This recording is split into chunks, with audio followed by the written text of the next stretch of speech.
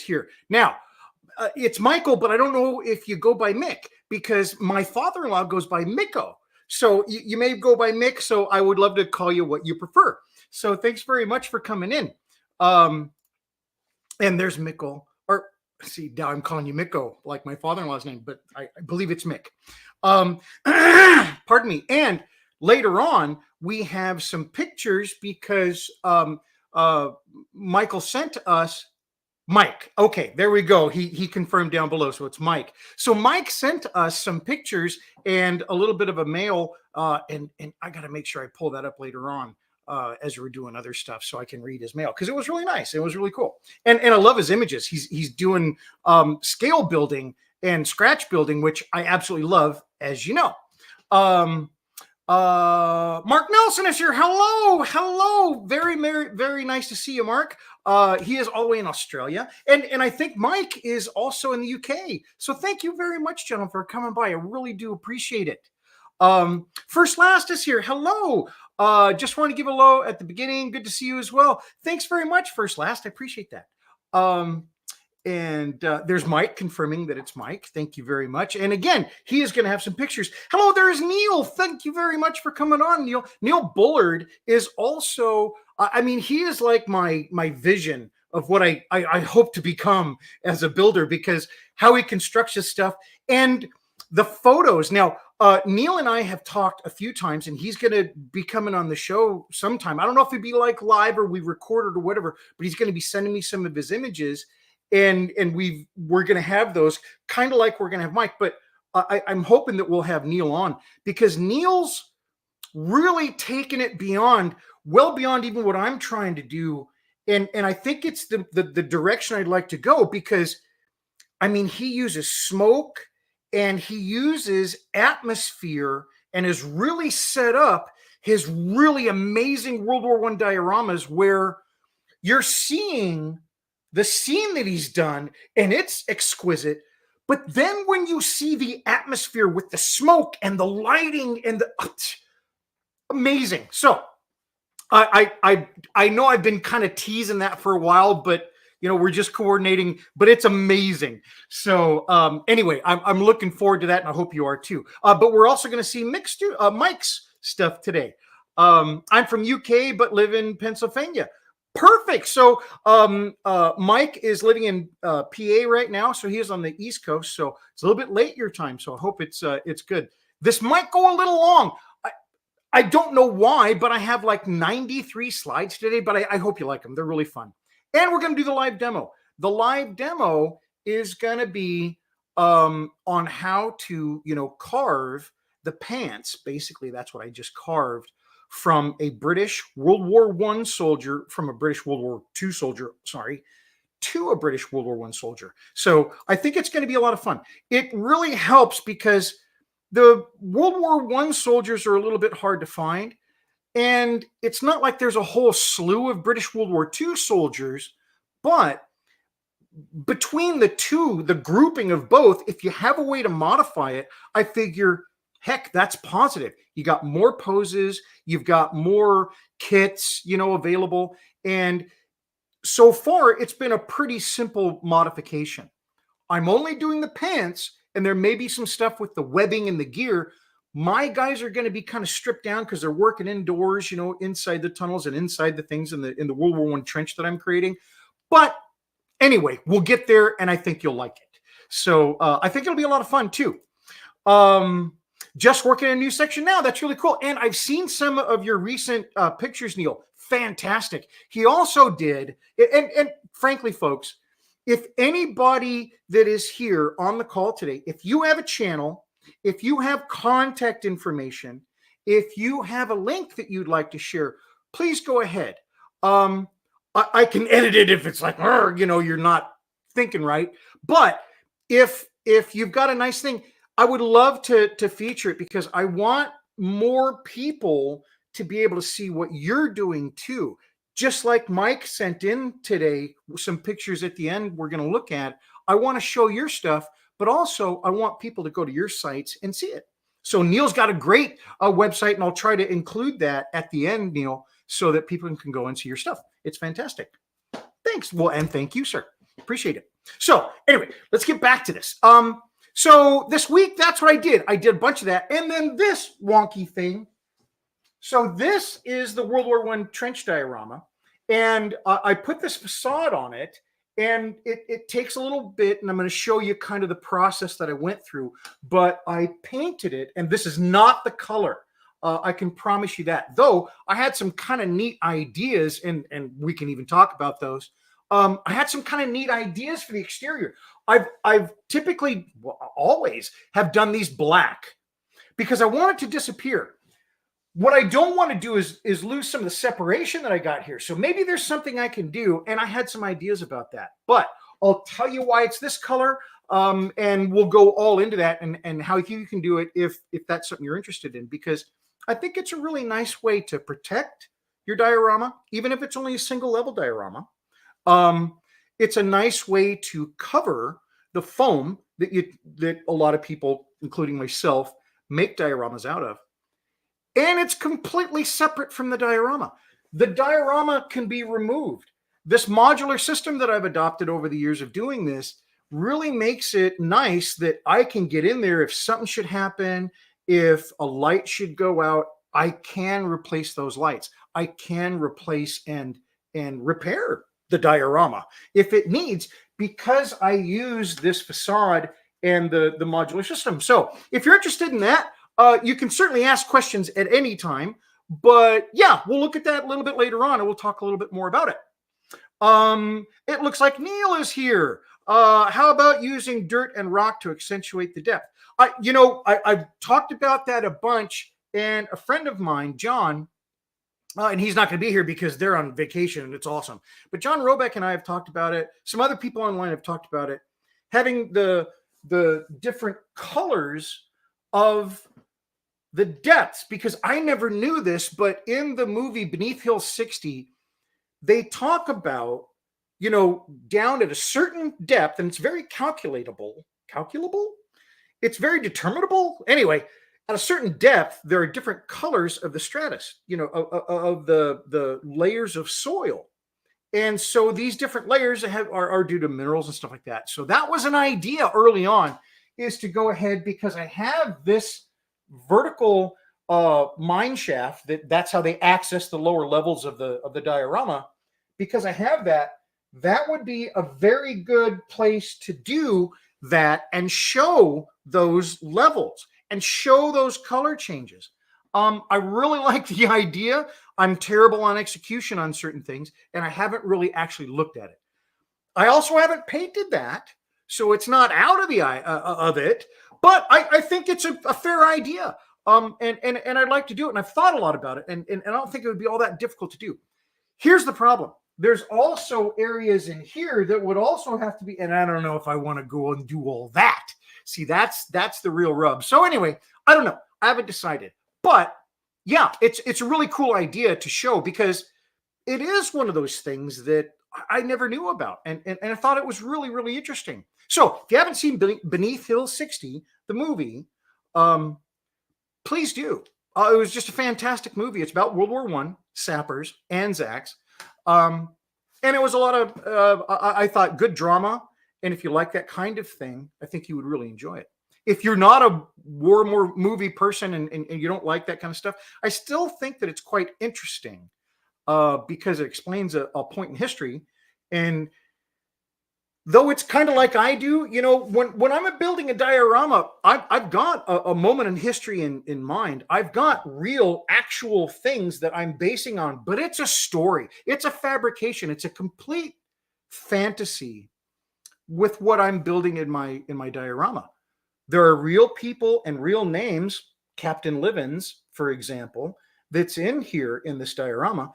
And one of the main things that it's about, the Livens Large Gallery Flame Projector, it's about that, certainly, but it's not necessarily stone accurate.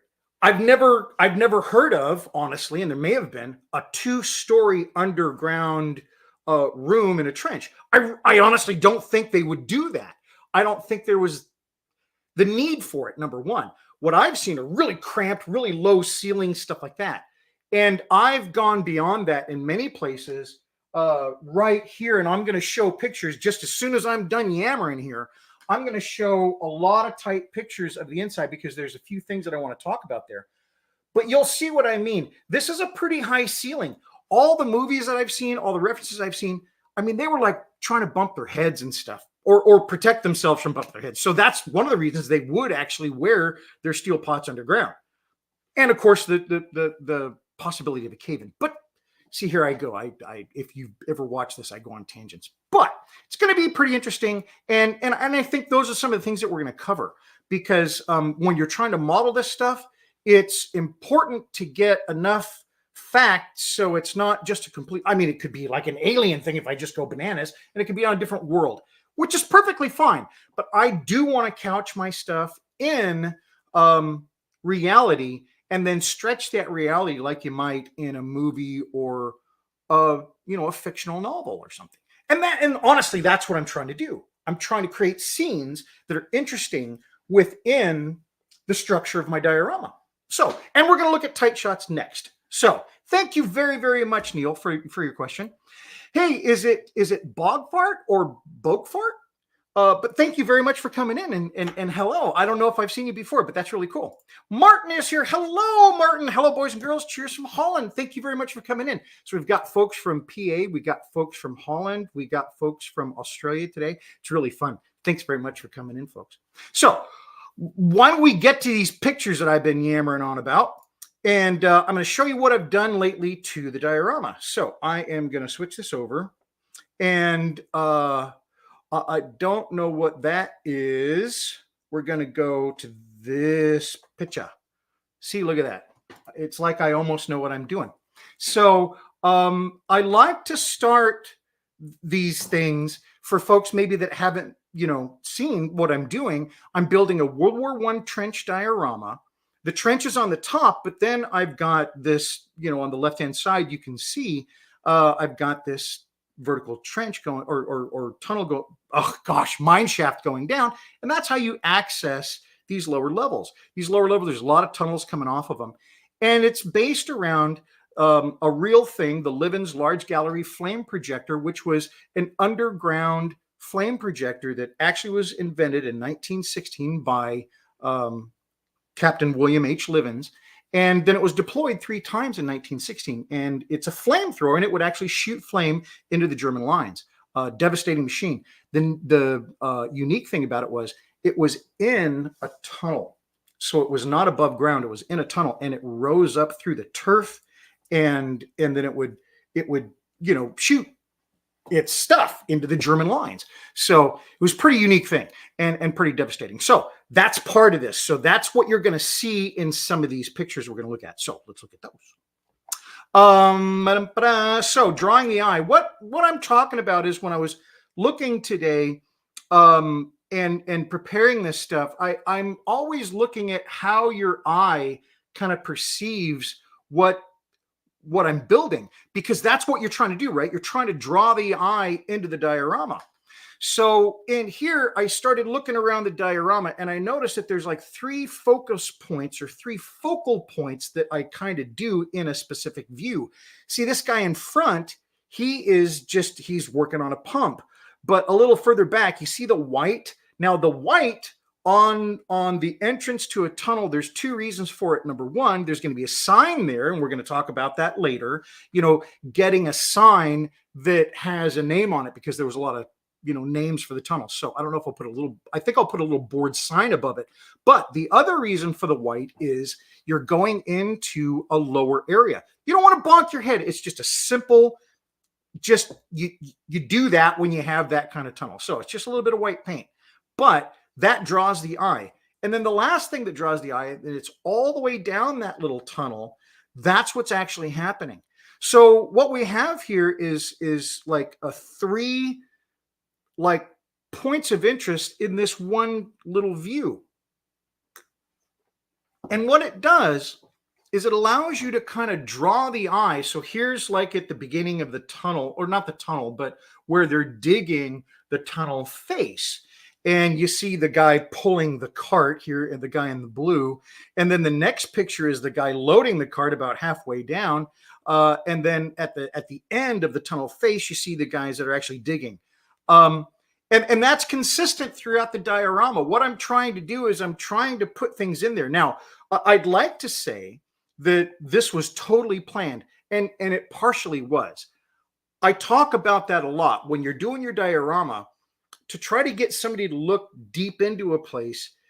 Give them something to look at, right? Give them something that's going to draw the eye in. It can be a color, it can be a shape, it can be a figure, it can be a lighted element, a lit element, whatever. It's something back in there, but you don't necessarily, because the angle or whatever they're coming to. So as they come up to the diorama and you've got this little room back in there, if they're not exactly at that angle, they can't see all the way back into it. So you got to give them something, a little bit of bait, a little bit of something to grab a hold of at the beginning, to then get them to look down and then look further in. Okay, so again, I'm not trying to say that I'm all this smart and figure this out. It's just that seems to be what happened as I was trying to draw people in. I just noticed this thing, that there are these, in threes, these little steps to just about every scene that I've kind of created. So, and I thought it was neat. So I wanted to tell you about it. Makes me look a little bit smarter, maybe, but again, complete accident. So let's go back and look at some more pictures. So now this is where they're working on the Livens large gallery flame projector in the lower portion of it. There, now you're looking at the middle guy that's trying to build something. And then all the way in the back, then you see that guy, the officer, and he's yelling at something. Who knows? Officers. No harshness on any officers out there. And then there's this room. We've got the Anzacs. This is their common room. And you've got people, all the way on the outside, the younger guy with the shovel there. Then you've got the guys that are, in playing the card game, and cheating and fun stuff there. And then all the way back, sorry, I should look back. All the way back, you got stuff on the wall. Again, trying to draw you into the diorama. And I think one of the things that's really cool about this thing, sorry, I had to get some water there, is that once somebody notices this when they're looking at your diorama, it kind of trains them to say, hey, as I look around, I'm going to see if any other rooms do that kind of thing. So they only really have to have it once. Now I'm trying to do it as much as I possibly can to get it, looking like that from all angles. But once somebody does that, and once somebody sees your diorama and then they see there's other stuff to look at, they're going to follow that same pattern. They're going to kind of look further in there. So I'm not trying to get all psychological or nothing, because I don't know what the heck I'm talking about. I'm just saying I'm trying to get people to look all the way in here because I did all that work and I think it's cool looking, and I want them to see it. That's it. That's the only thing. But it's kind of cool that it came out the way it did. So let's go back some more pictures. This is Captain Livens' lab. And in Captain Livens' lab, this is what I was referencing earlier. I can't imagine they would have a 2-story lab underground during the war, under the lines. And that's the other thing that's complete fantasy. This was developed. This was a real thing. I do not believe there was any development under the lines. I believe they were built offline, back. And then maybe in a rear area in France, somewhere that's possible. But I believe it was all developed in England and then transported and then installed for the 3 that were installed and actually worked and deployed. And then one in the special that I saw, it was on Timeline online, and just type in Livens large gallery flame projector. You'll find it. But that one that they found, they went to an archaeological dig and they dug it up and they found one and found fittings of this thing that they had pictures and drawings of that I also referenced. They found that thing where an artillery shell had come in and kind of hit near it. And so it collapsed the tunnel so it couldn't deploy. So yeah, anyway, very cool. I have had some comments and I'm very sorry I haven't gotten back to you. But let's do some comments real quick and we can get back to those pictures in a second, because I like to get back to everybody. So there's Martin. Hey, Gerald, thanks very much for coming in. Hello. No speak English, French. I wish I knew French better, but thank you very much for coming in. And I hope some of the imagery is good. And maybe you can understand me.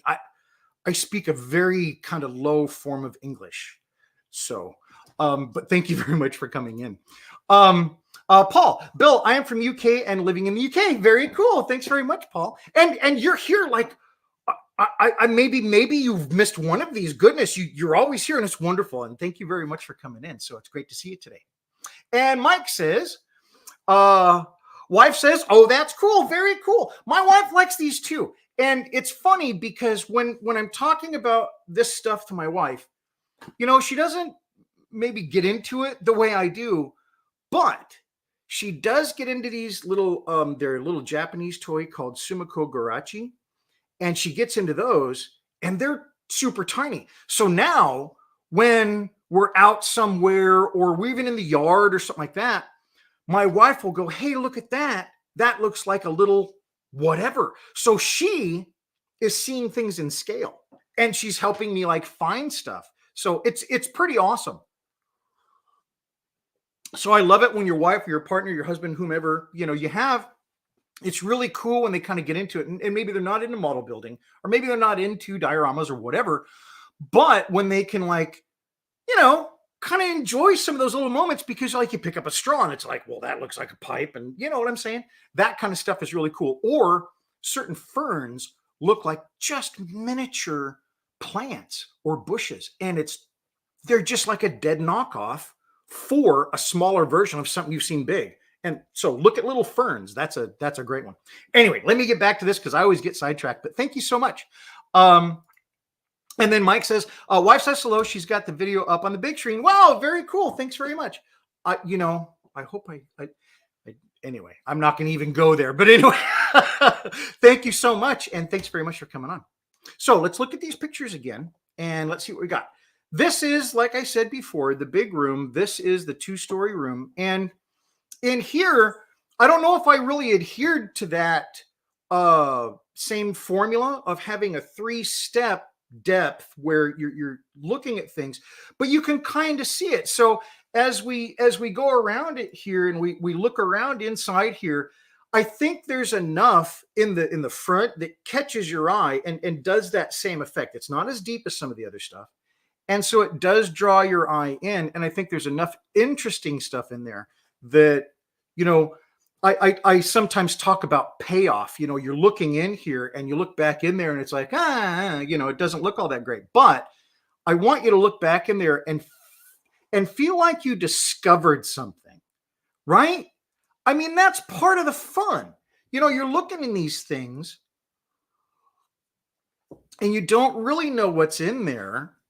And you see something and you're like, well, look at that, you know, and if it's something you didn't expect, that's what makes it fun. So that's why I put this stuff in here. I want it to be kind of like a payoff, I call it, you know.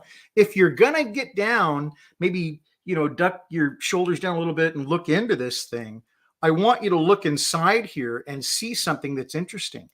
And I'm really trying to think about everything that I put in it. You know, this is Captain Lemon's like upstairs in the area, and this is what he's looking at. So he's got diagrams here, and these are real diagrams, by the way, from World War I, that era, and all the maps and everything. And I've just, you know, found them, shrink them down, and then I can put them in here. But it gives a little bit more depth. And what I do is I try to just put myself in the diorama and say, if this is my task, how am I going to do it? Here's some frustration. He's got stuff on the floor, you know, because he's just like, no, that's not going to work. Because the other thing I want to do is I want to have a little anxiety in here. So here he's standing upstairs in that large room. And he looks to be kind of imploring, you know, with some documents as proof, you know, of a point he's trying to make. And then down here, we have the French commander, and the French commander in my little storyline that I've created is the local French commander, because this is in France, of course.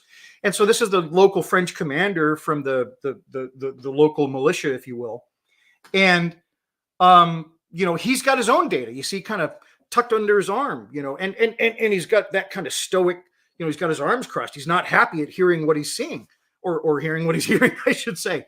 So I wanted to try to create a little anxiety, a little conflict, because I thought it was necessary. This is his assistant. We've got the chalkboard here, and he's also trying to show proof of, like, look, this is the work we're doing. This is what we're trying to get accomplished. So anyway, it's just that kind of, the thing I'm trying to create in all of this is something interesting enough so it's going to draw your eye in. It's going to look at the diorama maybe a little bit longer. It's going to, you're going to feel like you found things in there. You're going to feel like this is interesting enough that I'm glad I looked at it.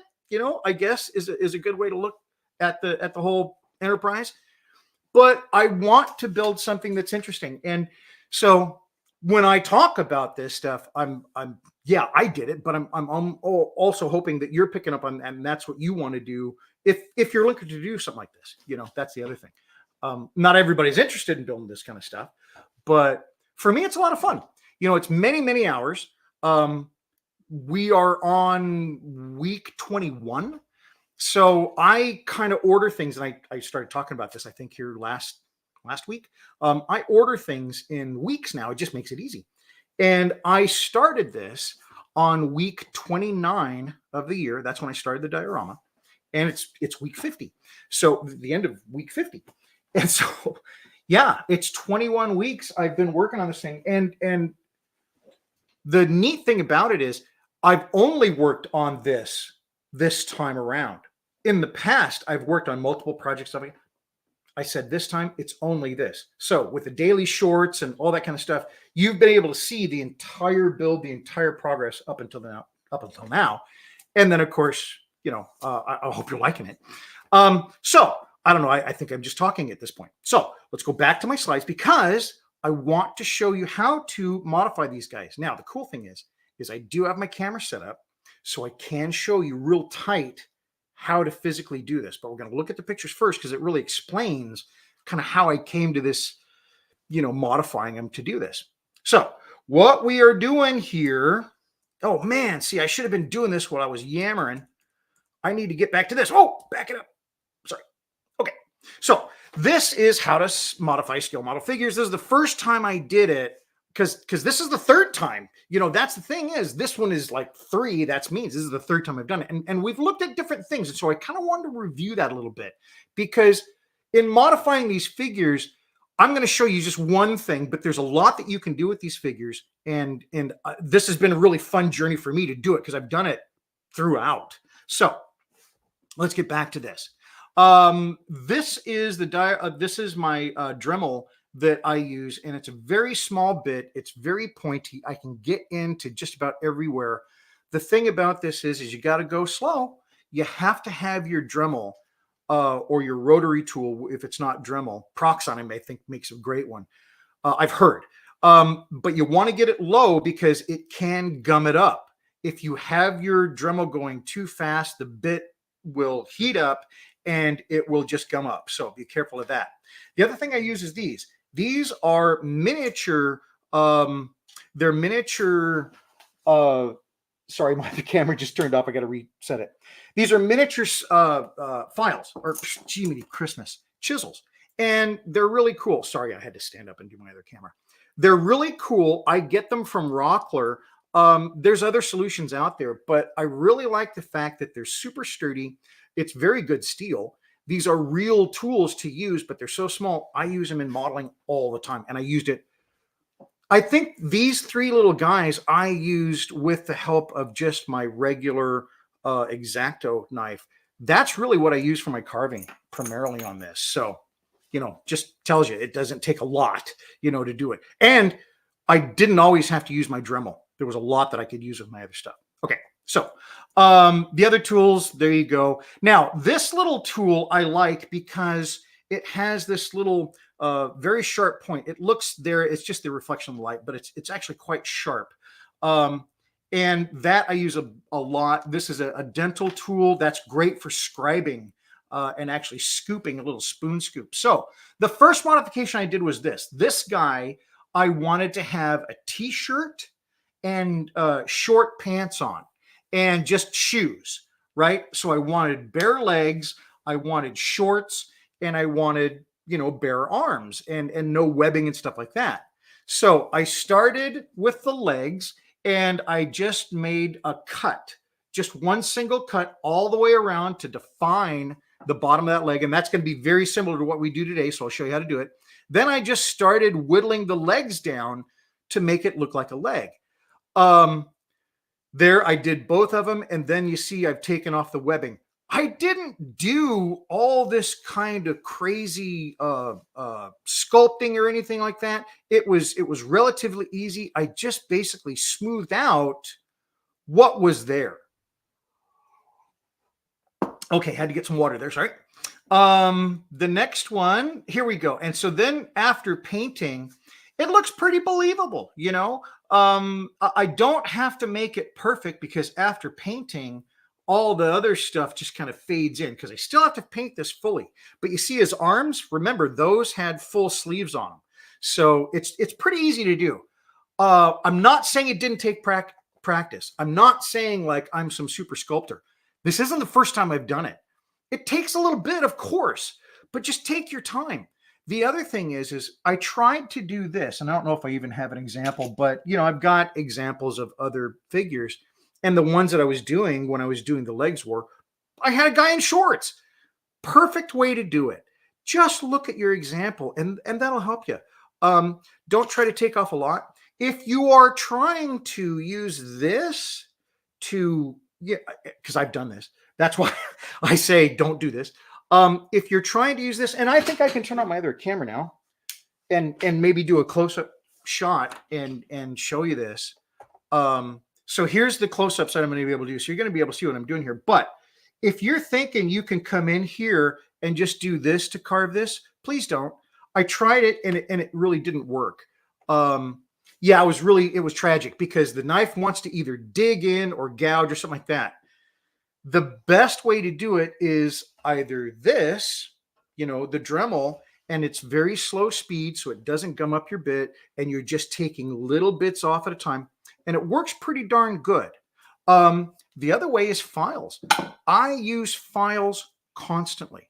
It's a little slower. That's perfectly fine. You want to kind of just take it down, because remember that whole thing, I can't add any more. I can only take this stuff away. So I want to just go as slowly as I can. When I'm carving something, and we'll look at that today again, I'm trying to distance myself from it and look at its general shape. It's really easy to do this, because I think as a model builder, you're really in there and you're trying to get rid of stuff and you're trying to carve stuff. When you're carving it to get a general shape of the lower leg, or the torso or whatever you're doing, come back away from it. That'll help a lot, because then you can get an overall perspective of what the leg should look like. If you're always in up there, because I did this too, like here's the leg, but after you've been carving it for so long that it looks like it's coming out of the thing wrong, because there's a lot of plastic down there you got to remove, and it's easy to. So just take my advice, go a little bit farther out every once in a while, and then come back in. So let's look at some more pitches. That's not the pitches I want to see. So, let me get over here.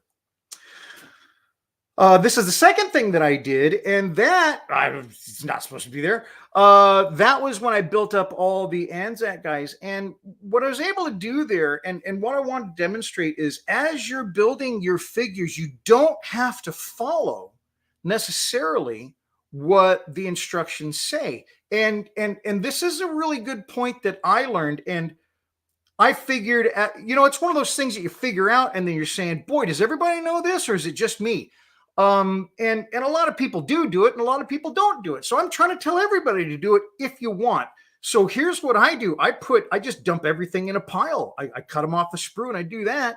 And then I put them the way I want, and I can get some great dynamic poses that the original piece wasn't sculpted in. And that allows me to do stuff. Now you get gaps like this. You can fill those gaps. It's easy enough to do, but you can get a heck of a lot more use out of just a standard kit. I'm not buying, any of the more expensive and quite possibly really nicer kits, but I'm not convinced. I've had wonderful kits. Now, this is another one that I'm really I thought this was kind of fun. Oops, I keep on going to the wrong pictures. When you're trying to do your, like the angle, okay, somebody's leaning forward or someone's leaning back. There are differences that they put in these kits. And until I looked at them all, because I had them all lined out, I didn't really notice it as much. I mean, you can really kind of notice it at certain times, but I hadn't noticed, I guess is the best way to say it. Well, looking at my picture here, gosh darn it, I keep going to the wrong picture. Looking at this picture, which is the right picture, the ones on the far left are leaning back. As you move to the center, the ones in the, and I've got a top-down picture, you can see a lot better. The ones in the center are pretty much straight up and down, but these are all gradual. They're not all leaning the same. And then on the far right, he's leaning forward. So in our next picture, you look, here it is. So looking from top down, the upper torso can give you slight variations. These are all different kits, but they're all, I believe these are all Tamiya. And I use Tamiya, I use Mini Art, I use ICM. Not that I'm opposed to anybody else, it's just the ones I had, and they're great, and I really like them. So you can see there, the one on the left, he's leaning back, and then gradually they go to straight up and down, then they gradually, as they go to the right, they move forward. So when I'm piecing them together, this is not, okay, first talked about modifying. I'm not modifying. I'm just taking the different ones and putting them together to try to find the pose that I want. I do the same thing with the arms. I do the same thing with the legs. And by the time you're done, you can get a completely different pose. Now, I don't believe that this is something that the manufacturers don't think of, because some are not like that. Some make their figures where they actually notch together and they go in, and there's no other way to do it unless you modify the part. And that's okay too. It's not hard. It's plastic. We do it all the time. But some of them, a lot of them, Tamiya does, they're not. So you have a basic shape for the right upper hip and a basic shape for the left upper hip, and they'll pretty much go together into, you know, even combinations that wouldn't look natural, so it doesn't work. But the fact is, they pretty much go together, which is great, and allows you to do this without much modification and without, you know, making the thing just look, you know, dumb. I mean, I don't have a better word for it, because I've done that too. So anyway, if you're not doing that, it works great. So we did that. We talked about that. These are all previous episodes of, you know, How-To Diorama. But then, oh, here's another one, you know, just changing hands. You know, changing hands is really easy, but it becomes a very weak point. And so it's a good idea if you can drill into it with a very small twist drill, put a little tiny piece of brass or something like that, and then reglue it. And then it works great. And then this is what we're going to do today. This is our bottom end rebuild. So it's kind of like, you know, when you're rebuilding an engine, you know, bottom end rebuild. I hope that was not a bad joke. Anyway, so what happens is this. I have the figure on the left. This is a World War II British figure. And you'll notice the pants. He's got a high pocket on the right hip. He has got a left thigh large pocket. And his jacket really kind of stops right below the belt line. And the pants are quite big. You know, they're balloony, right? I was calling them pajamas. And you need that room to move around. So I'm not saying anything, but I'm just saying they're big, right? Well, if you look to the far right there, that is a World War I soldier. And the wrap around the lower part of the leg, that's called putties, or they are called putties, and it's a wrap that wraps the lower from the knee down. And then the other thing that, and I'm sure I've got a picture here, this is a World War I soldier. The putties are down below the knee. And then the other big difference is you'll notice the jacket is longer. The jacket comes down below the belt line. And so I wanted to try to simulate that by carving. And so the first thing I did was the putties. That was the easiest part. And to make this line, you see the cut line, around right below the knee, it's just as easy to use this knife. And this is a little bit modified. So this is a standard X-Acto knife, hobby knife, if you want to call it. I cut mine a little bit short because for me, it just makes it easy to get into small places. But I'm just taking that very easily, very slowly, and I'm rolling it around. I use a support. I have a wooden support that I can, and it's locked down to my desk, and it allows me to cut on stuff. Please don't do anything that I'm going to show you today freehand. There is a serious danger, as we all know, in using these sharp tools in very tight quarters to their hand. So that's the first thing I do.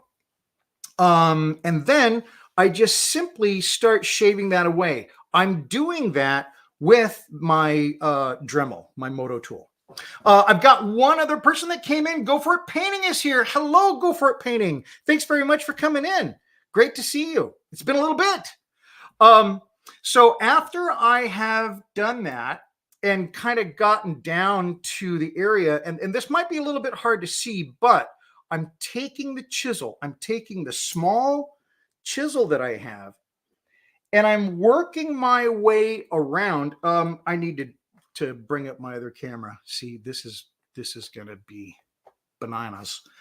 I'm taking this and I'm cutting into underneath that cut that I've made because I need to level that out. I need to kind of get me a nice right angle on where that top pant leg is coming in to where the putty is tucked around. So you want that to come in.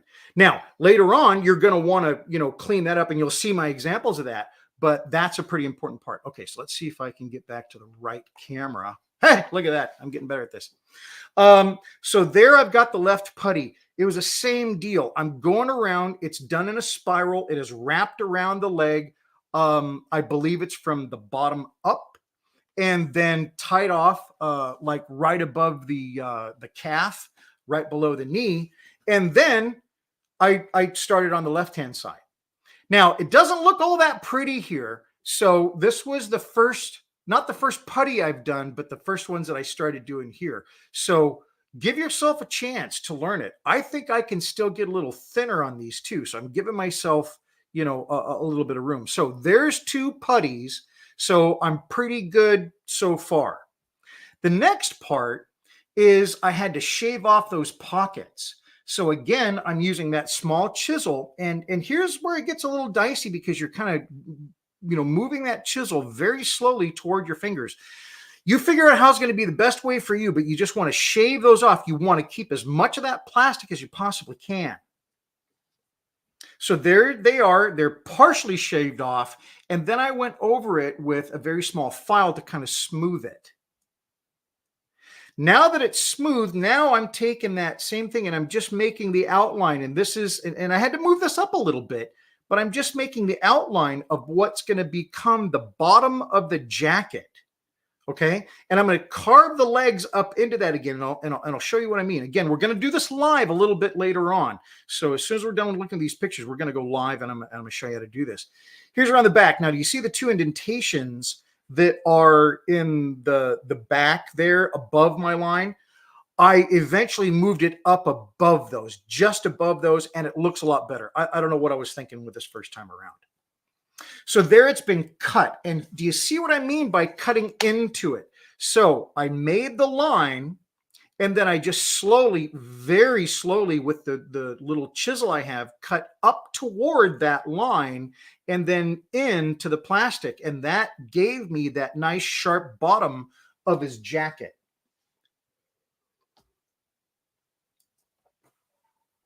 Here's the front, because it was the same thing with making these pockets.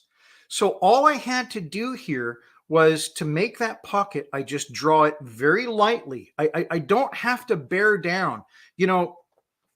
When you're working real tight there, it's real easy to think, oh, I can just get this in one shot, right? I thought that. That's why I'm saying that. I'm like, wait a minute. If this thing shifts, if this thing moves, right into my finger. So super careful here. So little tiny, little bits at a time. And it still doesn't take long, right? So please be very careful here. So after cutting those in, I just went back over it a few times with the file, and this is where it stands right now. So looking at those putties, I think that I've got a pretty good representation of a putty.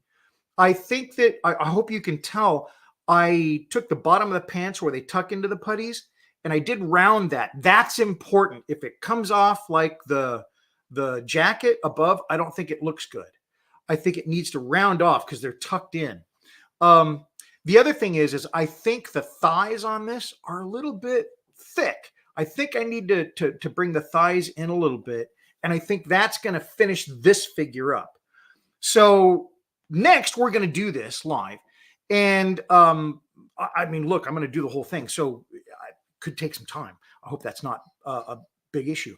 The camera that I'm doing it on, I don't know why, it like turns off after 20 seconds or 20 minutes, sorry. So I'm going to have to like maybe stop if you lose the picture, but it's just, I got to turn it on and it takes a couple of seconds. So we'll work through that, but now we're just going to show you how I did it. I don't know what the sound's going to do because I'm going to use my Dremel and it's going to make a little bit of noise, but it shouldn't be a big deal. So let's do this. I got my camera on. And we will switch to that camera. All right.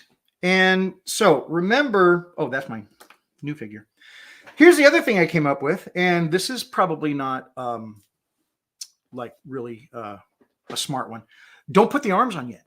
I had the arms on the other figure before I started this project, and that made it really difficult. So do it before you put the arms on, and it goes a heck of a lot better. So the first thing I did, and I'm going to do this just like I did it, I'm going to turn this over. This is just like my working block. It's my riser, and it allows me to rise this up and you know, get a little work on it.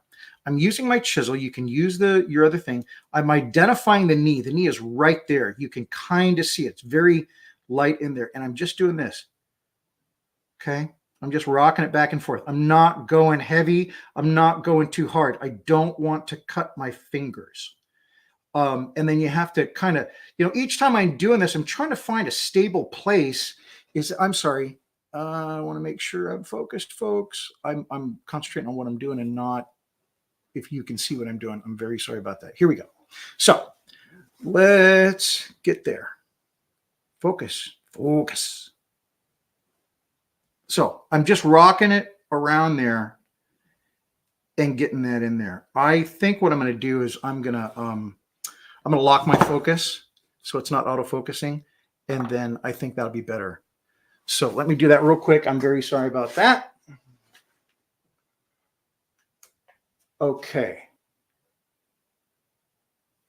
Okay, folks, now it's on me to keep in the right spot. But I think that'll be better. So I've got this like marked, okay? And the only reason I marked it is because when I come in here, I just want to know where I'm going to. These little deals on the bottom of here, these are like little straps for the new stuff. I don't know what they're called. They're from the World War II uniform. They're not necessary, so I'm going to go over that. So I'm going to clear all this out. And I'm just going to taper it down and try to get that so that I've got it smoothed out in the shape of a leg. I hope that is not an annoying sound. And one of the things that happens here, of course, is I'm going to get a bunch of this stuff coming up, all the fuzzy stuff.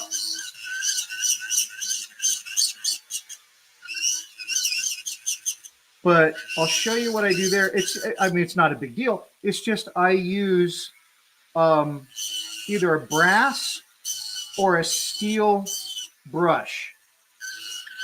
And the brass and steel brushes will take that stuff away pretty easily. But they can also take plastic away, so you've got to be careful. So now here, I've got all pretty much on one side here. I've got all the pants off. So what I'm going to do is just take my brass brush and just like that, and that really helps. I'm going to dump this. That really helps to see where I'm at. Now, I haven't done the other side of the leg, and I think for time purposes, I'm not going to. But I'm going to continue here, and you'll get a good idea what I need to do. So now the shaping, I know I've got a calf back there, and I'm literally doing a rough outline of the calf. I want it to kind of come in a little bit. But remember, this is a wrap around the calf. I don't want it, you know, I'm not trying to get this down to a bare leg. I just want the shape. Okay, and I think I have it there.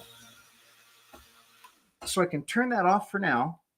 And I go back to my brass brush. And again, this brass brush is great. It'll take that stuff off there, but it will also take off some of your details. So don't go to town on that thing because it really will.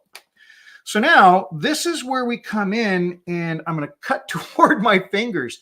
Sometimes what I'll do, and I'll come out here. This is grip tape. This is something that you can get at like a woodworking store or just order online, something like that. But it, I think like gymnasts use it and stuff like that. Also like around their ankles and wrists and things like that. Because it'll help there too. But it'll grip to itself, and it's not going to save you from cutting yourself. It is not that. But what it will do is it will make sure that you don't slip. Because typically where I find I've cut myself, and I've cut myself a lot, not just in model making, but a woodworker for 30 years. So yeah, lots of cuts. But all I'm going to do is just take this. I just cut a little piece off and just go around a couple times. That's all you need. You don't need a bunch of this stuff because again, it's not protection, it's grip. I just want to make sure I'm not going to slip. Again, every single time I've ever cut myself, it's because I slipped. Okay, so we're going to go back into here. And I'm holding it, and I'm going to come in here, and I'm going to make sure you can see what I'm doing, because there is a line right there, and I'm going to cut into it. And I'm going to cut into it very, very easily and very shallow, and I'm going to redefine the line. And this is for folks that haven't done this. If you've done this, you know how to do this, great. But if for folks that haven't done it, this is how you kind of come in and redefine the line. The thing that's nice about this chisel is I've got a flat side, so I can keep it, real flat, something like that. But I've also got a bevel there, and it allows me to get, because right here, because of the toe, I can't use that other side. I can come in here, same thing. And all I'm doing is I'm defining where that pant leg is going to come in to where that's cut. Okay, because that's defining the top of the putty. Okay, it goes a little faster when you get a little thing, but be careful. You don't want to get faster than what you think you should be doing, because that's when you'll make a mistake or cut yourself. There are also sometimes air pockets or voids in sprue. I've run across it on older models, maybe not so much now, but if you find an older figure you like and it's like, hey, I want that guy, and you start working on it. Well, if you're coming toward yourself like this, like I'm doing here, and you hit an air pocket, you've got less resistance pushing on your tool, and it'll jump on you. So just take it slow. I'm probably overemphasizing this, but I really want to make sure I'm getting my point across, and you're safe doing this, because it is actually dangerous.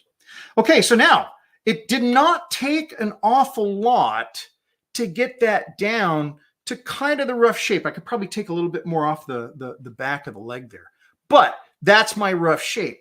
So now on the putty, looking real tight down here, there is a wrap that goes all the way around the top here, and then it starts spiraling. So first I need to clean it up a little bit. So I'm using some very small files. This is a square file. And so I'm just kind of coming in here. I'm putting it right up against that. And I'm just trying to get rid of any ridges that were created from me carving, because there's a little bit there. This one's really hard to get to. The other thing that I use this for is scraping quite a bit. So I can come in here and I can scrape and get rid of those ridges. And that works pretty darn good too.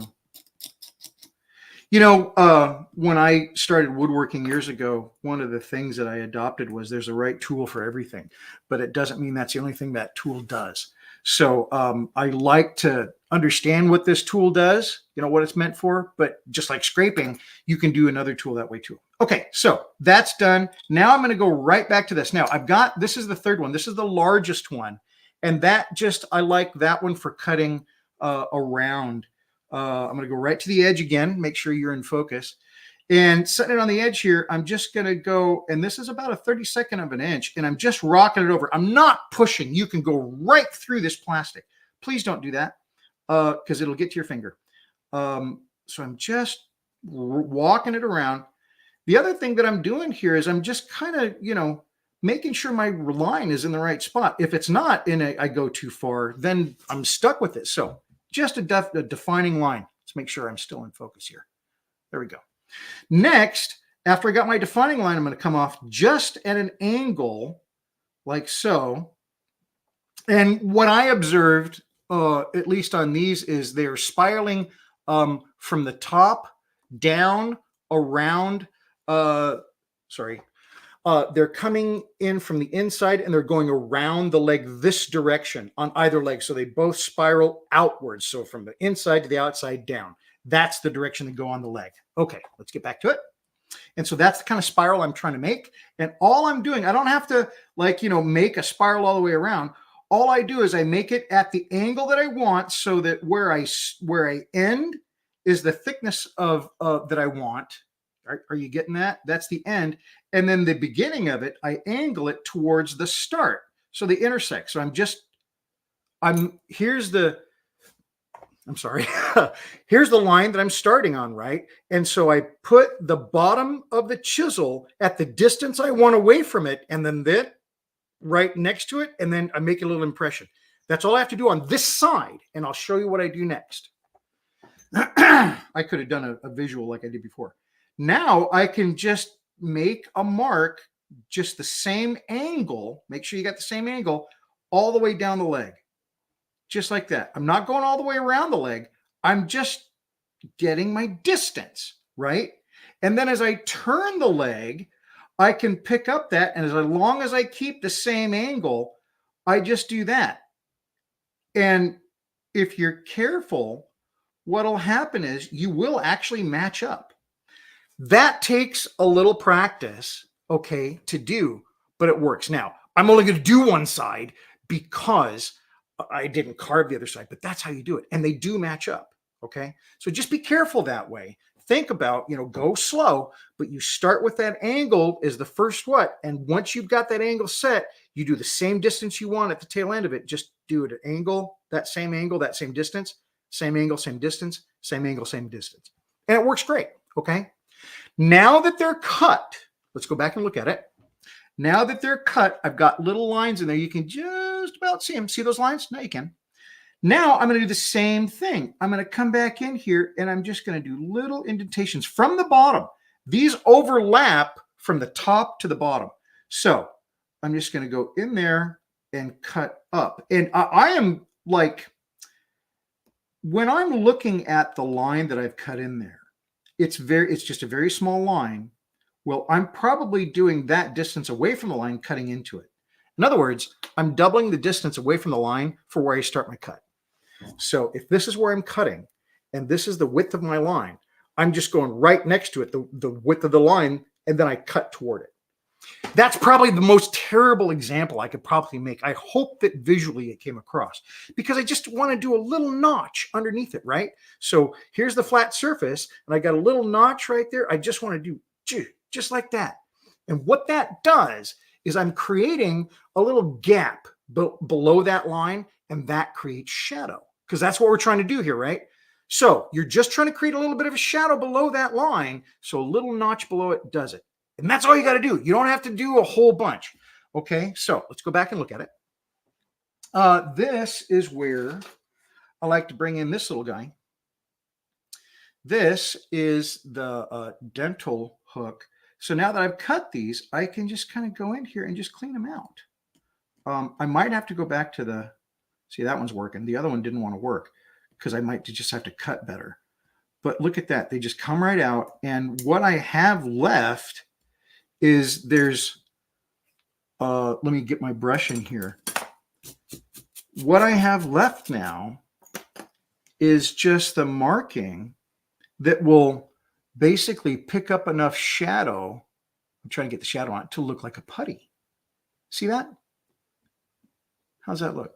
Now, the other thing that we got to do, and this is a round file. It's a really, really small round file. I told you about that before, is I want to make sure that I blend the pant into the top of the putty, because it looks a little wonky if it's just kind of this straight edge. So I'm just rounding that off. The other thing you're going to see is there are lines in the pant. See this? These are like folds and things like that. Well, you just want to take that fold and just follow it to its terminus. So it looks like it's in there, but then take the end of it and round over the end.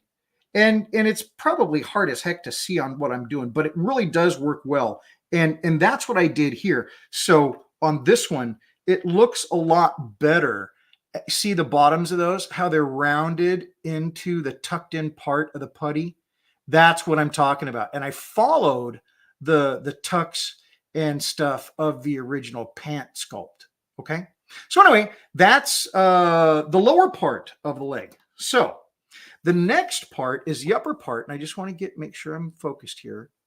The next part is this. I've got this big pocket here on the left, and then this pocket here. Now, I can take them off with this, but last night when I was doing it, I just did it with these, and I think it worked fine. Again, please be super careful. I'm going right at my fingers here, but I don't start at the bottom of this. I just start at the top of this, and I'm just taking off the little fold over there. And the other thing that I think I'm sorry, I don't think you can see what the heck I'm doing. The other thing that I noticed was that though there's a lot of shadow and it looks like something's, really big or deep or something, it's not. So when you're taking this off, it's a lot thinner than it looks from first glance. And you see, I'm just shaving it. I'm really taking my time. I'm not trying to gouge it. I'm going just as slow as I possibly can because I don't want to take too much off and I don't want to cut myself. Okay. So that pocket now is effectively gone. I don't have to get it completely gone. I need to get it so that when I do a little sanding on this, it'll disappear. Okay. There we go.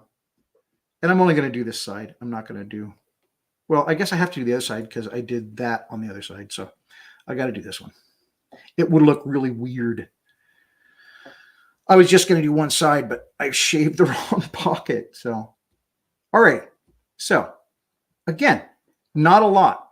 Now, what I need to determine at this point is where is the jacket?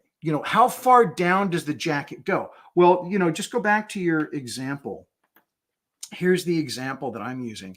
See, it basically comes right down to where the legs are joining right there the inseam. Ha, boy, I was trying to think of something that wasn't, sounding bad. Inseam. Thank you very much. So right there at the inseam.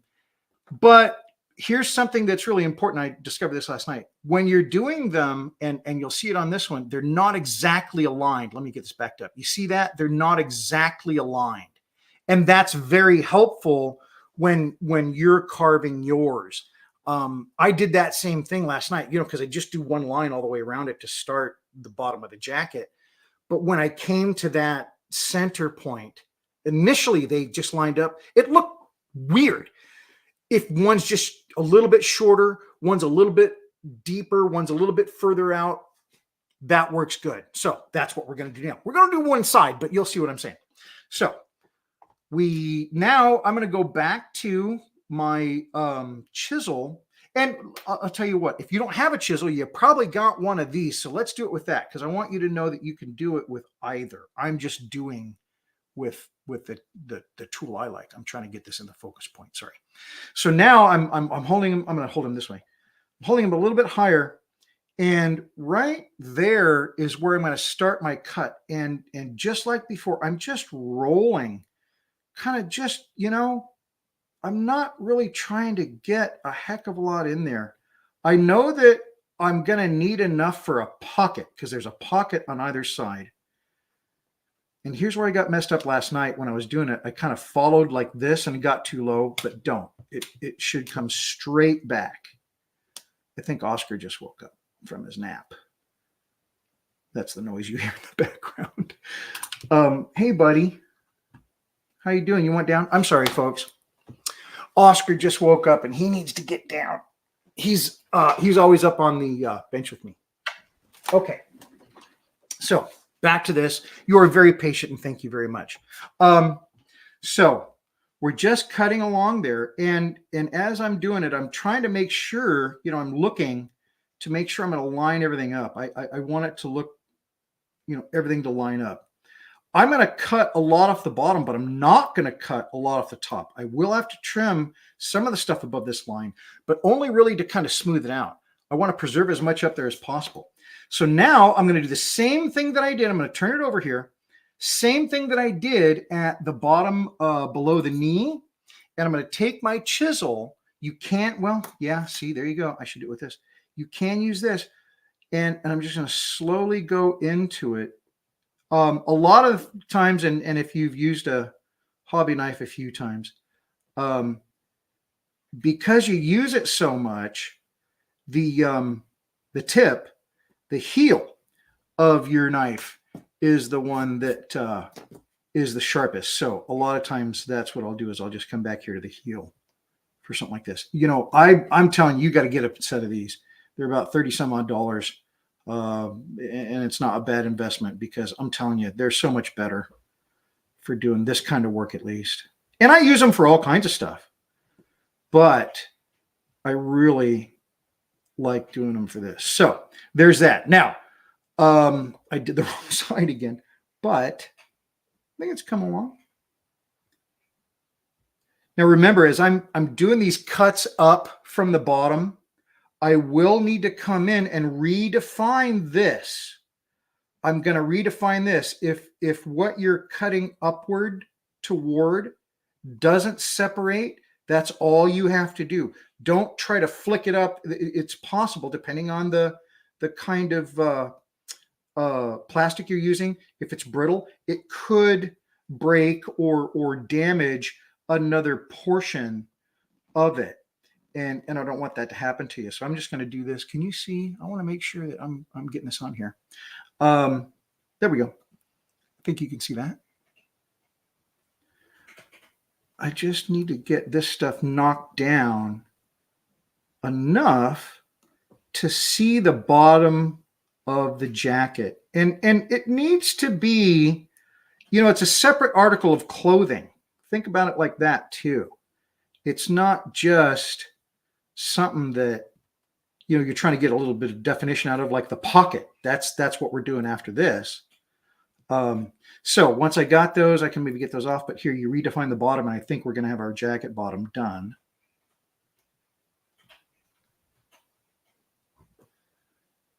Again, I'm not really pressing hard, just enough. And we'll come back and work on the leg, because like my other one, I think it needs some work on the leg. But for now, that is our jacket bottom for the left side, or his right side, sorry. Okay, so there is the bottom of the jacket. Let me get a better, why am I all of a sudden blowing out? Okay, can you see that? So we've got our bottom of our jacket there. That's better. And I'm going to have to come back to this leg and do a little cleanup there and you know, get those folds in, but I think it looks good. Now, a couple of things left. I've been talking about the pockets. Yep, they're going to have to go there. But the other thing is going to be the split, the jacket split. Now, the jacket split, you need to really make sure, because it's possible that you twisted the top like I've done here. You've twisted the top of the figure a little bit so that the top of the shirt doesn't align with the fly that's down here. So don't just use the fly as what you're going to have for the split in the tails of the jacket. Do it from this or it won't look right. You got to do it from the shirt above because it's the same article of clothing. So I'm going to come in here and I'm going to look where that is. It's a little bit off from the fly, and I'm going to just make one cut right there. Okay. Then I'm going to come over here and just, you know, a little bit of an angle because I want to kind of come up and then come together. Sorry. I want to come up and come together. So just a little bit of an angle. I'm going to cut down here and just like that. That's all I need to start this. I'm just trying to define, you know, the parameters of where I'm going to be working, because there is a lot of work here in the inseam because I got to bring this stuff in, you know, kind of like this and stuff like that. Show you exactly what I mean. Just like that. Got to be really careful here because of your fingers. And there you go. And that looks a little bit better. So that is the split in the front. And now that I have that there, now I can kind of judge where I want my pockets. And that's why I wanted to do the split before I did the pocket. And I'm going to try to angle this so you can see better. You can see that split. So now the pocket, let's look at those. Some are less pronounced. This one has good pockets, maybe not. Man, where'd my pocket guy go? I got a guy with great pockets, and that's what we are looking for. I think this guy has got great pockets. Well, he's an Australian guy. Anyway, there are pockets now because I can't find anything. But all I want to do is I want to, number one, make sure that I'm going to be even on either side of that split. Again, that's why I put that there. So I'm going to come over here, probably about a 32nd of an inch. And it goes from there, okay, your pocket. And I'm just going to do a little bit of line, not a heavy line. It's just almost like a scribe, right? There. And then I'm going to come all the way around to the side. Now, this is important. See that right there? That was the pocket on the side of the trousers for him. So that pocket right there is where the pocket is going to end. When I looked on the other ones, you know, the better examples that I can't find right now, when I looked on them, that's where the pocket ends. And the pocket has a flap over the top that is straight on top, but the bottom has the two little dimples in it, and there's a little button in the middle. So that's the other thing. So we're going to first define the pocket. Then we're going to go ahead and define the two little dimples there, and then we just carve it back. Okay, so here we go. You guys are awesome, basically, for staying on this long, by the way. This has been an awfully long diorama, how-to diorama, but I really appreciate it. Okay, so I come all the way. I'm just getting rid of some stuff in my way. So I'm going to go from there to the pocket, and then probably equal distance from the middle to the bottom. I'm just going to rock. That is now the bottom of the pocket, right like that. So I'm doing the same process. Now this is, you know, you get pretty practice at it because it's basically the same thing on every one of these that we've done. Sorry, I'm trying to get this back in focus for you. I'm just coming up to those little scribe lines. I have got to go very, very small cuts because I have not got a lot of depth on that cut. I don't want a lot of depth on that cut. All I'm trying to do is get a shadow line. That's really all that I want. By creating a shadow line, you're seeing a pocket. Okay, so I did that. Now on the bottom, I'm going to come to the side, and it's the exact same thing. Here, I've got a different chisel. This is my smallest one, and it's really nice to come in here, and I'm just defining that line. There's that scribe line I made. I'm just helping to define it, and I'm cutting away just to the right of that line as I see it. I'm not going to worry about, now here's something that I worried about last night, and it was just silly. Here's the pocket. Here's the top of the pocket. I've got this, flap that comes over the pocket. It looks like it kind of extends out the side. Don't worry about it. All you have to do is when we do that thing, it'll naturally work that way, some way. I'll show you how it works, but it looks very natural. So that's what I'm carving now. Is I've got both sides of the pocket, because the pocket here looks like the top pocket's edge. So I don't have to do anything there. I only have to define this and the bottom. Now I'm going to start doing the flap over the pocket. This is where I use my little pointy tool. Okay. And the little pointy tool, I'm going to go real careful. I'm going to find the center of the pocket and kind of make a lazy M. And I'm just going real slow, real light, just like everything else. See that? There's kind of like a half an M. Flip it over, come from the center and do the same thing. Right there is the center. And I'm going to come up and do kind of like a lazy M right there. Now this one actually works pretty good this way. Here, because this is so small, this area is so small, I can just kind of scrape below those lines that I made, and I'm removing enough material underneath it to get the shadow line I'm looking for. The important thing about the top of this, his pants, aka the bottom of his jacket, is there's enough material there if you're careful with it. Okay, so that's one side. See if I can get I'm going to try this. This might be a little bit faster, actually. That one worked, but I think this might be faster. And I can get a little deeper, doing my little upcuts. Then come back. Here I'm holding the knife upside down. Sometimes that's a better scraper. Okay, that looks good. I'll get this side a little bit more. Okay, look at that. So now, there we go. So that, if you look at this is his right leg.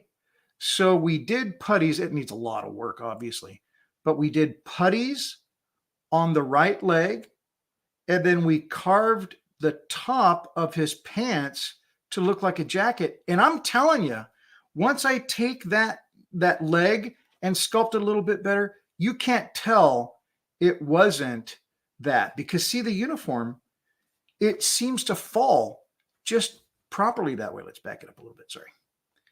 Is that working? There we go. See, the jacket looks like it's pretty natural. Oh man, see, that's what I was talking about. That was totally 20 minutes, so that's funny. But there you go. We did the whole thing. It needs refinement. We need to get in there and kind of smooth stuff, and those folds in the fabric are fantastic. You just extend those. You can create your own. The thing that I really like to use for that is my little fine, it's like a jeweler's fine round file. That makes fantastic little folds in clothing, and you just gently go in there and follow a line, and then you get a fold in your clothing. But I love that. I mean, that allowed me this ability to modify my figures just by, how they're posed, or actually changing the type of clothing that they had, has really made a big difference, because I'm not kind of locked in to what people have. I'm buying the same kits that I've bought before, not because I want that figure in that pose, but because I know I can do other stuff with that figure, with these techniques. So I hope that's interesting. I've been yammering along again forever. So let's look at a couple of comments, if you do not mind, and we'll take a look. Okay. So I think the last one. Hey, Link is here. I want to make sure I get all these. The chisel seems really sharp. How do you maintain that? Templar. Wow, we got a lot of folks. I'm sorry. There we go. So Neil, thanks very much. And he would know because Neil does 1/6 and he's done extensive, research and stuff like that on the World War One folks. And he says, so it does start at the ankle and wraps up. So that's exactly right. And that's why when I'm doing the cuts for the putties, we do that spiral around the leg. We want to cut upwards to that spiral. So that leaves then the higher part above and then a little bit of an indent for below that shows an overlap, and it leaves you the shadow line to define the putty. So yeah, perfect. There you go. Thanks very much, Neil. I appreciate it. Templar 1119. Hello. I don't think that we've spoken, but maybe I know. Hey man, how's it going? Can you explain in Indian for me as well? English not good. I'm very sorry, Templar. I don't know Indian, but or the dialect, but maybe there, when this is published, it will have subtitles, and maybe it can be maybe it can be in Indian. That would be kind of cool. I don't know. So very sorry, but I hope you're enjoying maybe watching some of it. But thanks very much for commenting too. Martin says, your chisel seems really sharp. How do you maintain that? Really good point. I've got a couple of different ways of doing it. Now, I like to have something at the bench. And so at the bench, I've got this, and it's a little stone, and I don't know the grit. I'm very sorry to say, but it's fine, but you can still feel the grit. I would say maybe 1200. And it looks like an oil stone. Had it for a long time. And so I can use that to just come up here. And I don't know if you've ever sharpened a chisel like that, but what you do is you want to find two things. You want to find the flat on your chisel. Hey, I can do it here. Wait, I need to go turn this camera back on. And then I can show you real tight, Martin, how we do this. Because some folks haven't done it. I take for granted that we learned to sharpen stuff, growing up, but some folks just haven't done that. And, it'd be a good lesson. So what I want to do is I want to do on a chisel, there are two things that I have to really be aware of. Number one, the back, how flat the back of the chisel is right here. I'm not focused, am I? Sorry. So the back has to be super flat, and then the bevel needs to be super flat. So those two angles coming together make your cutting surface. So what you want to do, pardon me, on your back is you want to just lay it down very carefully on your sharpening stone, push straight down on it, and just move it forward. Just a couple of times. You don't have to do a lot.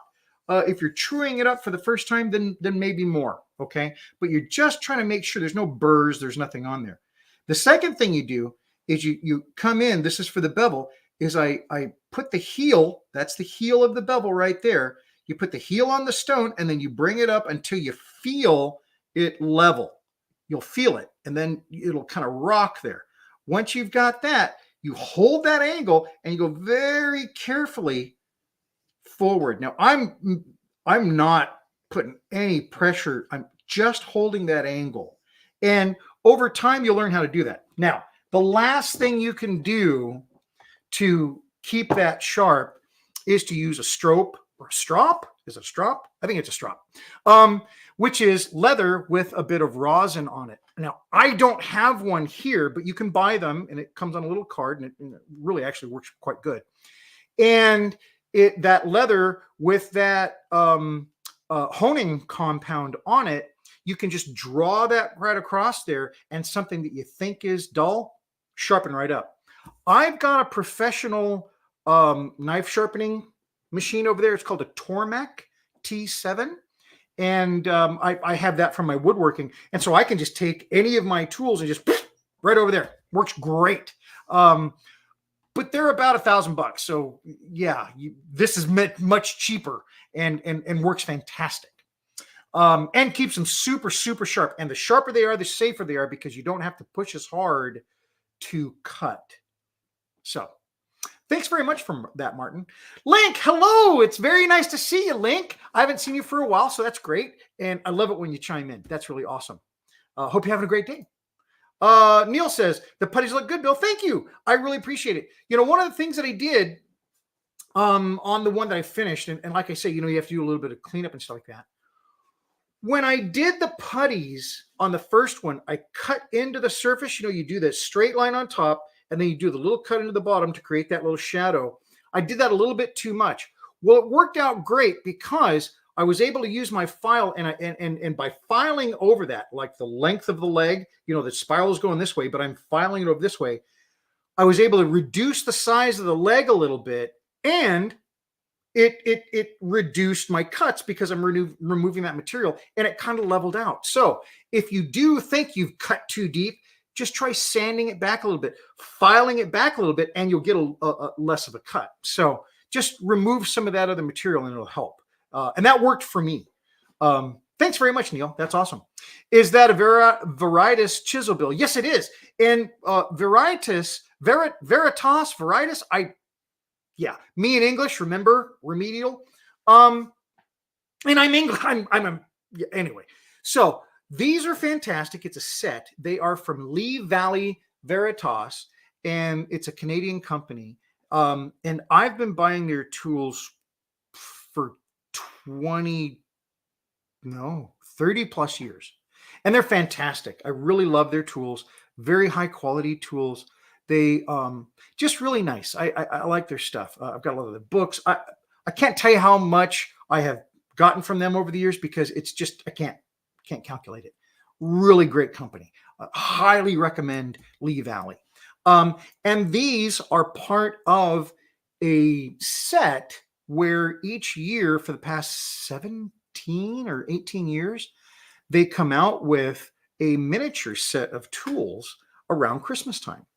And my wife, Mrs. Modelcraft, right when it started, she got me the very first one, and every year thereafter. And that's what I have for my miniature tool bench, which is a fully working tool bench in small scale. These are third scale, but my bench is not really third scale. But yeah, I love these tools. They're fantastic, and they are meant to take an edge. They're not junk. They're not just like a toy or something like that. They're real tools, and I use them all the time. Wonderful for model building. Okay, so thank you very much. And then Neil says, Bill, watch out. Your diorama just got hit by your chair when you turned around for Oscar. I know, it just, man, I did that earlier too, and I didn't have the cover on it. My wife was in here, and I turn around, you know, and oh yeah, it's pretty tough, I will say, but I don't want to mess it up. So thanks very much, Neil. Very cool. Okay, folks. Wow, it seems hard to say, but we're not even done. I hope you can stick around because we do have some pictures from Mike. He sent some pictures in, but we're going to talk a little bit more about, I don't even know what's coming up, but stuff. So let's go back to this, and where and what is next? I don't even know. Oh, this is another guy that I built this week, and I thought it was really fun because I needed some guys in the lift room, and the lift room is above the vertical shaft. It's right here. This is the lift room, and I wanted something. I like to put something fun in the diorama, and so this guy's holding a stick, and then I built this little set of crates here for him to lean against, and he's going to be dangling a sign down in front of the Anzacs, you know, their tunnel entrance. So I just thought it was kind of fun, and so I wanted to throw that in. So next, facade work and tunnel names. So I want to talk about tunnel names, and I want to talk about facade work. This is the facade that I built, and I think I've discussed it well enough, but you know, it protects the diorama. It's made out of MDF. It's got a bunch of stuff inside structurally to hold it together, and it's meant to protect it. And so I built it, and here you can see some of those corner structures that help it you know, stay together. Those then have to correspondingly be cut into the diorama because, you know, they kind of have to fit into it. Works out great, no problem. But then it kind of locks it in. It also still allows it to come out. I had it out earlier today. It can all come out and come apart. So I really like my design. I put a bottom on it this week, and then I sanded the whole thing to include the edges, and then I put yellow wood glue and water, a 50-50 cut of it. So it's just, diluted with 50% water, and then painted the whole thing. And what I mean the whole thing, it's the whole thing. When you're doing woodwork, you'll learn real quick that if you should coat one side and like seal it off, okay, and it can be a property of what you're putting on it, like this, the water and the yellow glue. You put that on one side, that can make the wood swell or expand. If I don't do that to the other side, that's not going to swell or expand the same as the one that I did put it on, and that can cause it to warp. It'll kind of do that because one side's not swelling and the other side is. That's not where it ends. Later on, after it completely dries, it's quite possible that swelling will retract as it dries. And so it'll retract, and then you've got a sealed side of your wood, and then you've got an unsealed side of your wood. Now, humidity in the summer hits your wood project, okay? And the humidity in the summer is going to affect the side. Remember the side that didn't cause the warp last side, the dry side, but it didn't get any finish on it? Well, now this side that had the finish, that caused the warp the last side. Well, now because this side that doesn't have any finish is getting moisture from the air, it's going to swell. And it will cause it to buckle or possibly move. So this is just something that you learn about wood. Specifically MDF, because MDF is particles. It's almost like paper. It's basically like cardboard, but it does have particulate in there. And so each of those little pieces of wood can swell.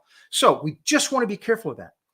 That's why I say, if you're going to put a finish on your wood, put it on everything. Do the whole thing. And then everything can swell and retract as it's wet and dries out at the same rate.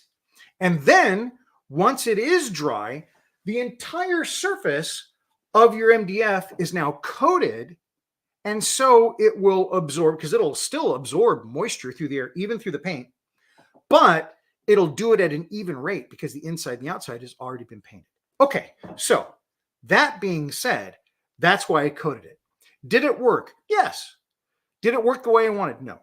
Because when I was doing it, what I didn't get was complete seal on the edges. And I don't know if I have any. Yeah, see, I don't really have any pictures of the edges. Maybe this corner you can kind of see it, but on the edges, some of that is still kind of rough. And by rough, what I mean is that the fibers of the material, the MDF, is not laying down. And so it's not smooth like the outside here is. It's quite smooth. Now, it still needs to be, it's smooth, but it's kind of like, orange peel. So it's a little bit rough, but it's smooth and it's hard. Whereas this, it's not, because some of those fibers didn't absorb the paint enough so that they're nice and smooth. So I have to take care of that. When I was online this week, a gentleman texted in, use shellac. And I thought, that's awesome. Shellac is another good way to do it, because shellac uses alcohol as a base, and shellac won't make the wood swell like water does. So I love that suggestion. Another gentleman commented, he does construction, and he says when he's using it, he will use mud compound on the edges of it. And he lets that. I think that's another one. I just didn't have any of that. I do have some shellac. So next time I'm going to try shellac, and I will tell you how it works. Now, this will work. This is not ruined or anything. It's just a little bit more sanding. That's all it is. But it would be nice to find a newer technique that I don't have to go through those secondary steps. So that's what I will look at next time. Okay, so now we are ready to look at mic stuff. So let's do this. Mike from Mix Studio sent me in, and man, Mike, I'm so sorry. I have got to look up your email real quick because I forgot to do that. And I want to make sure I can read it. Here we go. So while you guys are looking at Mike's picture, I want to read what he said. I'm so sorry, Mike. I thought I had prepared. I had not, obviously. I'll be right back. No, not right back. I'm just saying, here it is. Okay, Bill, some photos attached of some of the 1/6 scale G.I. Joe size dioramas for figures, World War I trench section, homemade barbed wire, sandbag boards, etc. Metal sign fashioned after photo of original Imperial War Museum from metal toothpaste tube material. World War I periscope, which I'm really super excited about, and I'm going to show you that here real quick. I should be rolling through these pictures, sorry. This is the periscope that Mike made. It's very cool. I really have a thing about periscopes. I want to build a periscope really bad. And Mike did just an awesome job here. This is a 1/6 scale. I want to do mine in 1/35, of course, but I really like what he did here. This is the sign, and I'm sorry, it doesn't show up good here. Well, here, it doesn't come out great here. We'll put it like that. But it looks great. I'm telling you, the picture he sent me, it looks really, really nice. And he sent me the picture of the one from the museum, and it looks fantastic. Here is some of his work in the trench, and the woodwork looks fantastic. And that's really fun. This is from one of the 1/6, the bar scene that he made this little Bowie knife. And that is very, very cool. I like it. And I believe that Mike made all of these, even the leather work, which is really fun. I've tried to do leather work, and it's super hard. So there you go. There you go. And now these are inductees now into Oscar's fan club. I'm sorry, Mike. I didn't get a name for these little lovely little ones, but they are absolutely. I got to get out of here. I'm trying to get over here to see the comment section. But these little guys are part of Oscar's fan club. Let's go back here. And this little guy, look at that guy. What a sweetie. Okay, so almost last thing I want to talk about is this week and a half ago or something like that, I got invited to be on the Just Making Conversation podcast.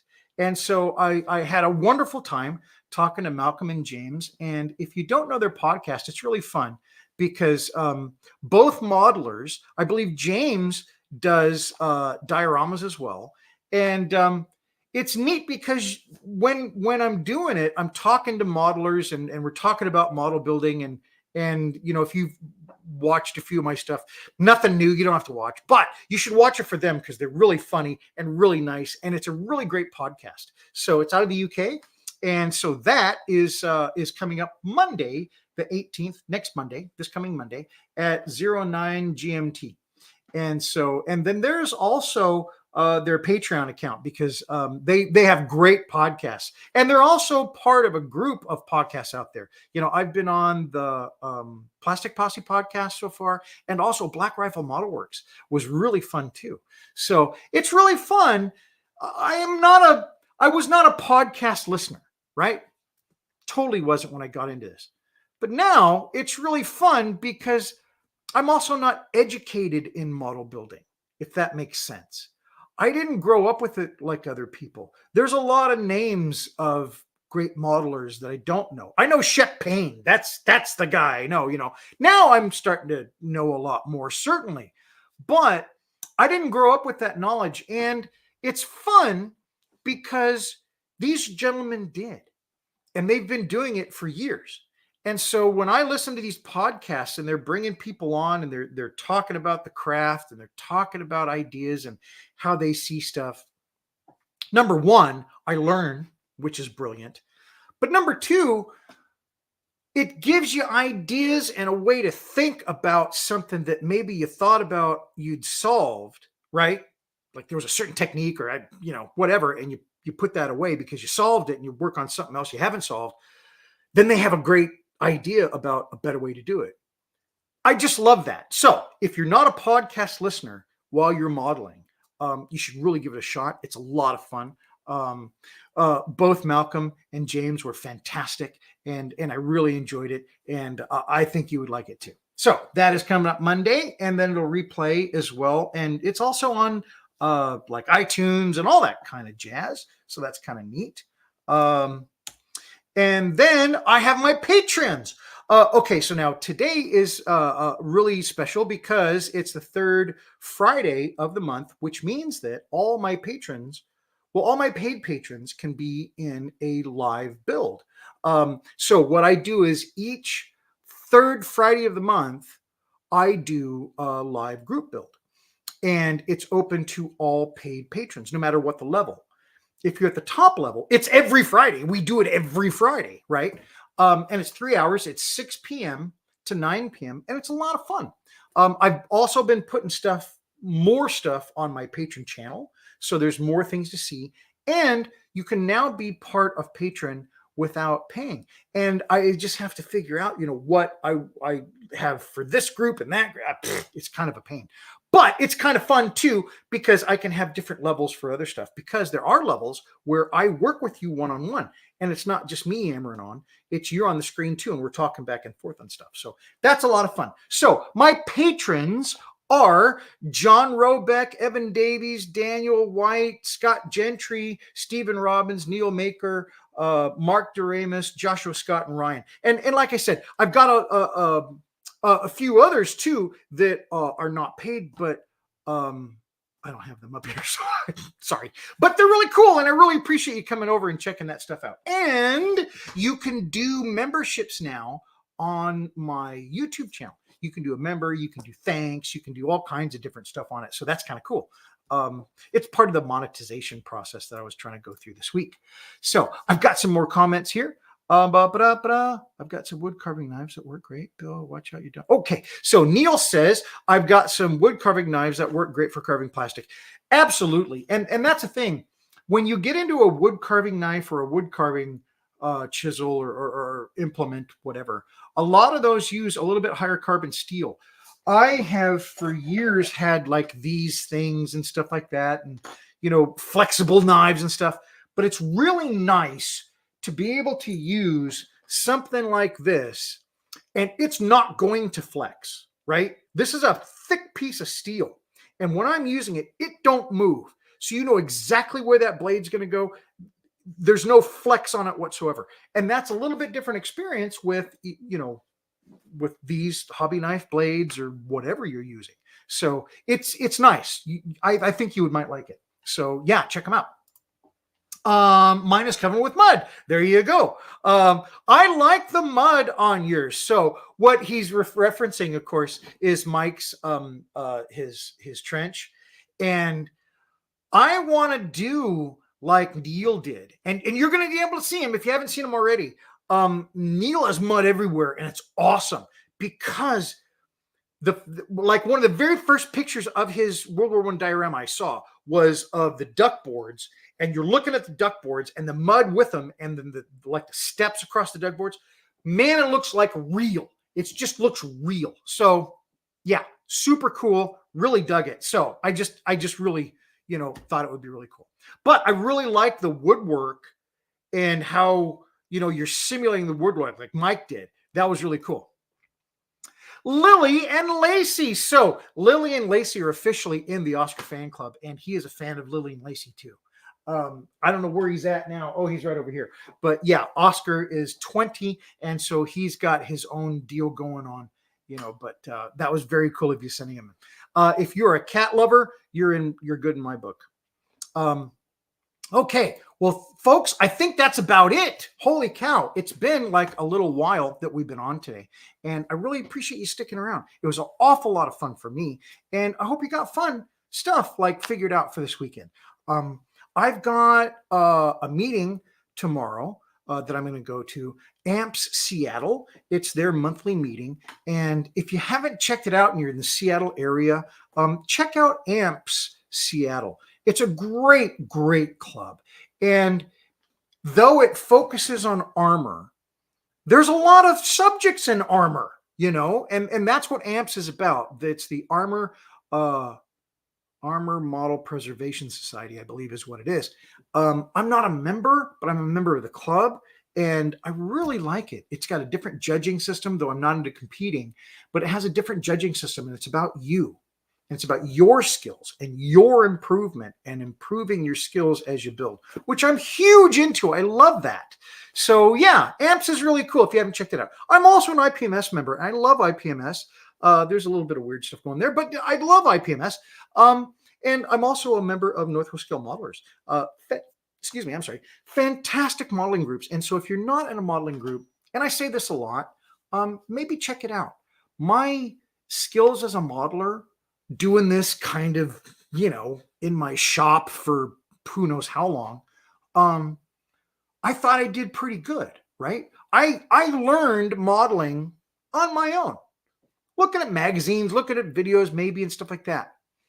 But when you're able to interact with another modeler, you know what you're talking about.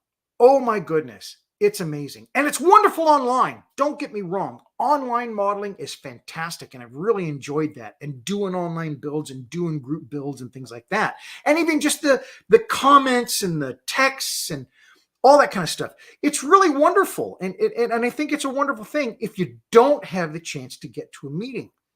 But if you can, go to a meeting, sit with people that you have this commonality with, and just enjoy each other's company, your ideas about modeling, and maybe for future projects, or just remembering old modelers that maybe aren't here anymore.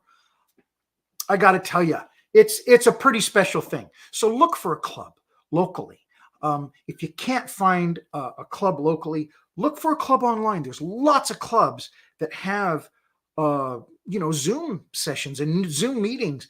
There's a lot of community out there, and it's a lot of fun. So I'm going to start sounding like I'm preaching or something, and I don't want to. So thank you so much, everyone. I hope you have a wonderful weekend, and I hope you get a little bit of chance to do some modeling too. We'll see ya. Have a great day. Bye-bye.